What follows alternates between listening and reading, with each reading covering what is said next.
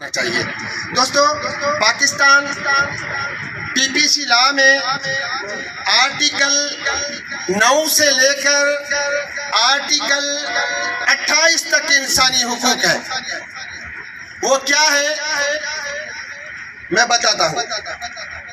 Article 9 جو ہے وہ پہلا جو بنیادی حق ہے وہ یہ ہے کہ کسی بھی شخص کو اس کی آزادی یا زندگی سے محروم نہیں کیا جا سکتا۔ اگر کیا جا سکتا ہے تو صرف اور صرف قانون کے مطابق ریاست بنا پروسیس لا کے کسی شہری کو قید میں نہیں رکھ سکتی، نہ اس کی زندگی کو نقصان پہنچا سکتی ہے۔ ہاں، اگر کوئی شخص کسی خطرناک جرائم میں پایا گیا ہو تو اس کو قانون کے مطابق سزائے موت بھی دی جا سکتی ہے، وہ بھی قانون کی تمام تقاضائیں پوری کرنے کے بعد۔ اس کے بعد آرٹیکل 10 ہمیں یہ بتاتا ہے کہ بغیر کسی وجہ کے کسی شہری کو گرفتار نہیں کیا جا سکتا اور نہ اس کو کسی حق سے محروم رکھا جائے گا۔ وہ اپنے دفاع میں کوئی بھی مرضی کا وکیل کر سکتا ہے۔ اور ایک بات اور میں شیئر کروں گا کہ آج کل تو کیا چکر چل رہا ہے کہ کوئی سپاہی آئے گا، وہ بھی کسی کو گھسیٹ کر لے جاتا ہے، اس سے کوئی پوچھتا ہے کہ بھائی میرا قصور کیا ہے، وہ نہیں بتاتا۔ گرفتار کرنے سے پہلے اس کو بتایا جاتا ہے کہ آپ کو اس گناہ میں، اس جرم میں گرفتار کر رہے ہیں، یہ بھی ہمارا بنیادی حق ہے۔ اس کے بعد میں آرٹیکل 10A جو ڈیو پروسیس فیئر ٹرائل کی بات کرتا ہے، اگر کسی بھی شہری پر سول یا فوجداری ذمہ داری ڈال دی جائے تو وہ ڈیو پروسیس اور فیئر ٹرائل کے علاوہ کوئی بھی اس پہ جرمانہ عائد نہیں ہوگا۔ یہ اس کی تشریح تو بڑی ہے، لیکن میں نے چھوٹے چھوٹے لکھے ہیں اس لیے کہ آپ لوگوں کو جو آپ کے بنیادی حقوق ہے وہ میں سمجھا سکوں، کیونکہ سیمینار کا جو مقصد ہے بنیادی حقوق۔ جب ہم بنیادی حقوق پر بات نہیں کریں گے تو ہمارا سیمینار کس کام کا نہیں رہے گا، لوگوں تک شعور بیدار نہیں ہوگا، لوگ اویئرنیس نہیں حاصل کر سکیں گے۔ Human rights protection forum Pakistan نے ہمیشہ غریب، بے پہنچ، بے سہاروں کی مدد کی ہے، انشاءاللہ کرتا رہے گا۔ اب آرٹیکل 13 کی بات کروں گا۔ کسی بھی شخص یا کسی شہری کو ایک جرم کی 2 بار سزا نہیں دی جا سکتی اور نہ کسی ملزم کو اپنے خلاف بیان دینے پر مجبور کیا جا سکتا ہے۔ آرٹیکل 14 ہمیں یہ بتاتا ہے کہ کسی بھی شہری یا کسی بھی شخص کو اس کی عزت یا چادر چودواری کو کسی بھی صورت میں پامال نہیں کیا جا سکتا، اس کو ہر طرح سے تحفظ حاصل ہے۔ مزید اس میں یہ بھی کہا گیا ہے کہ کسی بھی شہری یا کسی شخص پر اس بنیاد پر تشدد نہیں کیا جائے گا اس کے پاس کوئی شہادت ہو اور اس کو مجبور کر کے وہ شہادت حاصل کریں، تو یہ بھی بنیادی حق ہے۔ اگر میرے پاس کوئی گواہی ہے یا راز ہے، اگر میں نہیں بتانا چاہتا تو اس کو مجبور نہیں کیا جا سکتا۔ آرٹیکل 15 ہمیں یہ بتاتا ہے کہ کوئی بھی شہری ملک کے کسی بھی حصے میں آئے جائے اور کسی بھی حصے میں جا کر اپنی رہائش اختیار کرے، وہ کر سکتا ہے، اس کا بنیادی حق ہے۔ آرٹیکل 16 ہمیں یہ بتاتا ہے کہ ہر شہری کو پرامن اجتماع کرنے کا حق حاصل ہے اور اس اجتماع میں شامل ہونے کا بھی اس کو حق ہے، البتہ کوئی ایسا قانون جو امن امان کے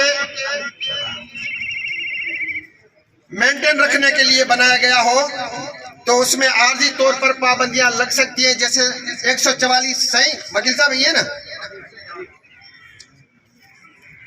اور آرٹیکل 17 ہمیں یہ بتاتا ہے کہ ہر شہری یا کسی کو بھی ایسوسی ایشن یا یونین بنانے یا اس میں ممبرشپ لینے کا مکمل اختیار ہے، اس پہ کوئی پابندی نہیں ہے۔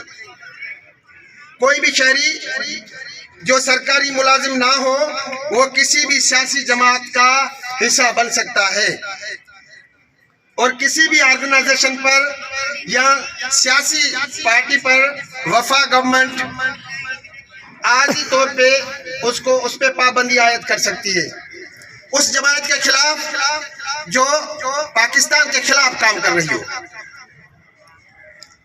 آرٹیکل 18 میں یہ بتاتا ہے کہ ہر شہری، ہر شخص کو حق حاصل ہے کہ وہ کوئی بھی ایسا پیشہ اختیار کر لے جس کی قانون اجازت دیتا ہے، کوئی بھی قانون کے مطابق کاروبار کر سکتا ہے، البتہ اگر وہی کاروبار وفاق گورنمنٹ یا صوبائی گورنمنٹ کر رہی ہے تو وہ اس شہری کو کاروبار کرنے سے منع بھی کر سکتی ہے اور کاروبار سے نکال بھی سکتی ہے۔ آرٹیکل 19 تمام میں صحافی حضرات سے بھی گزارش کروں گا کہ اس پہ تھوڑا سا دھیان دیں۔ آرٹیکل 19 اور آرٹیکل 19A پر آرٹیکل 19 ہمیں یہ بتاتا ہے کہ ہر شہری اظہار کی آزادی کی بات کر سکتا ہے، پریس کو فریڈم حاصل ہے، البتہ پریس کے اوپر قانون کے مطابق پابندیاں لگ سکتی ہیں، مثلا دفاع پاکستان کے خلاف بات کرنا یا اسلام کے خلاف بات کرنا۔ آرٹیکل 19A کا سمجھنا تمام ساتھیوں کے لیے عام ہے۔ آرٹیکل 19 ہمیں یہ بتاتا ہے کہ عوامی اہمیت کے جتنے بھی معاملات ہیں ان معاملات تک معلومات کی رسائی ہر شہری کا حق ہے۔ اگر کوئی ادارہ یا سرکاری ایجنسیز آپ کو معلومات نہیں دیتی تو آپ کو آئین اور قانون اجازت دیتا ہے کہ آپ ان سے جو چیز آپ ان سے انفارمیشن لینا چاہتے ہیں تو وہ آپ کو دے سکتے ہیں۔ آرٹیکل 20 ہمیں یہ بتاتا ہے ہر کسی کو حق حاصل ہے کہ کوئی بھی مذہب اختیار کر لے اور اپنے فقہ کے مطابق کوئی بھی ادارہ قائم کر سکتا ہے، اس پہ کوئی بھی پابندی عائد نہیں ہوگی۔ آرٹیکل 21 ہمیں یہ بتاتا ہے کہ کسی بھی شہری سے ایسا کوئی ٹیکس نہیں لیا جائے گا جس ٹیکس کا پیسہ کسی اور مذہب پہ خرچ ہو، یعنی کرسچن سے یا ہمارے دیوان بھائی ہیں ان سے ایسا کوئی بھی ٹیکس نہیں لیا جائے گا جس ٹیکس کا پیسہ ہمارے مذہب پر خرچ ہو۔ آرٹیکل 22 ہمیں یہ بتاتا ہے کہ کوئی بھی شہری کسی بھی تعلیمی ادارے میں داخلہ لے سکتا ہے، تعلیم حاصل کر سکتا ہے، اسے کوئی بھی مذہبی دینی تعلیم لینے پر مجبور نہیں کر سکتا۔ آرٹیکل 23 ہمیں یہ بتاتا ہے کہ کوئی بھی شہری پاکستان کے کسی بھی حصے میں جائیداد خرید اور فروخت کر سکتا ہے، اس کے خلاف کوئی بھی پابندی عائد نہیں ہوگی۔ اور آرٹیکل 24 ہمیں یہ بتاتا ہے کہ کسی بھی شہری کو اس کی جائیداد سے زبردستی بے دخل نہیں کیا جا سکتا، بنا قانون کے ریاست جائیداد پر بنا قانون کے قابض نہیں ہو سکتی۔ آرٹیکل 25 سے ہمیں یہ بتاتا ہے کہ ریاست 5 سال کی عمر سے لے کر 16 سال تک بچے کو مفت میں تعلیم دے گی اور لازمی دے گی، کیونکہ یہ ہمارا بنیادی حق ہے۔ اور آرٹیکل 28 ہمیں یہ بتاتا ہے کہ کوئی بھی شہری جس کی الگ زبان ہو، الگ کلچر ہو، وہ اپنی زبان اور کلچر کے مطابق کوئی بھی انسٹیٹیوٹ، کوئی بھی تعلیمی ادارہ اپنے کلچر، اپنی لینگویج کو محفوظ رکھنے کے لیے کھول سکتا ہے، اسے کسی بھی طور طریقے سے کسی بھی پابندی سے آزاد قرار دیا گیا ہے۔ تو یہ کچھ چند چیزیں تھیں جو میں نے تمام ساتھیوں کے ساتھ شیئر کر لی ہیں۔ اور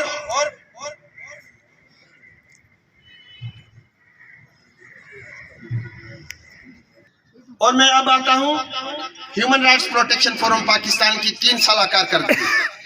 تو ساتھیوں، اکیلا نکلا تھا، اکیلا بندہ تھا.